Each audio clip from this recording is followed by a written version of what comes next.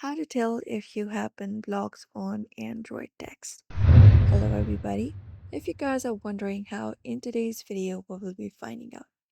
So, if you're wanting to do that, when you head over to text messages option on your screen, it is a quite tricky to know for sure if someone has blocked you on Android, as there's no such direct notification that lets us know if we have been blocked by other people.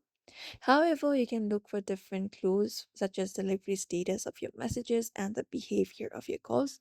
So whenever you head over to any of the messages and whenever you type in any of the text and try sending it, if the message is not being delivered or it does not show delivery confirmations, then that may be the reason, that may be a sign that you have been blocked on Android text. That is it. If you see those kind of notifications, like if you have been blocked or the confirmations they suddenly disappear, it could be a sign that your messages are not being delivered to the recipient. However, a lack of delivery confirmation can also be sometimes due to network issues, so we cannot tell if we have been blocked on the Android text or not. If you head over and frequently see the only sent status and never delivered or read, this could indicate a block sign. So you can look out for that option. Otherwise, you may just go ahead and try calling that person. And if the call goes, if the call is ringing, that person has not blocked you.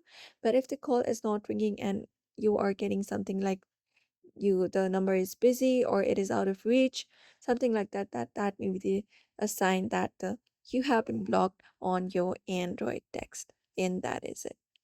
And normally, as I said, calls will usually go wrong for a longer period of ringing before going to face voicemail. If the call straight goes to voicemail without any notification, that may be also the sign that you have been blocked by some people on Android, and that's it. So therefore, I hope this video was helpful give to you. Um, and don't forget to give it a like and subscribe for more tips and tutorials, and we will be seeing you in another video.